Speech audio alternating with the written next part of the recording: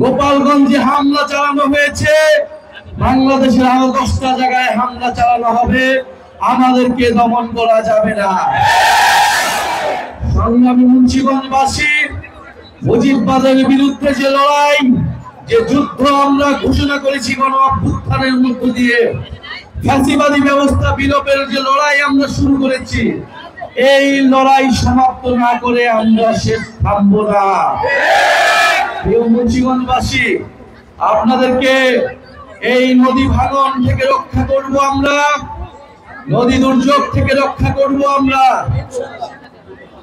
এই মুন্সিগঞ্জের হাজারো মানুষ প্রবাসে থাকেন, আমরা সেই প্রবাসীদের ভোটাধিকারের পক্ষে কথা বলছি।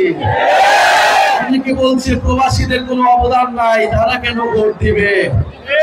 প্রিয় মুন্সিগঞ্জবাসী, আপনারা আপনাদের পরিবারের সদস্য যারা রয়েছে প্রবাসে, তাদেরকে সচেতন এবং সরব হতে বলুন। প্রবাসীরা বাংলাদেশের অংশ, আমরা তাদের ভোটাধিকার নিশ্চিত করব। আমরা আমাদের শহীদদের জন্য দোয়া করব, আহত ভাইদেরকে জন্য দোয়া করব, এবং আমরা দোয়া করব বাংলাদেশের উপর আল্লাহর রহমত আসবে।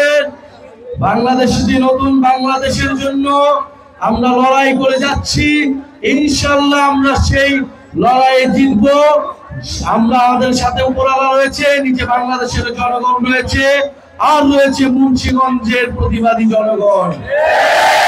সংগ্রামী মুন্সিগঞ্জবাসী, ভয়ের কোনো কারণ নেই, আপনারা সচেতন হন। গণ অভ্যুত্থানে আপনার সন্তান জীবন দিয়েছে, আপনাকে এবার কথা বলতে হবে।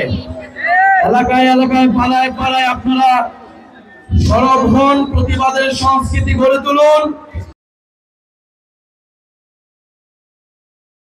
ওয়ালটন এখন দেশের সীমানা পেরিয়ে পৌঁছে গিয়েছে 50টিরও বেশি দেশে। ওয়ালটন, ঘরে ঘরে বিশ্বজুড়ে।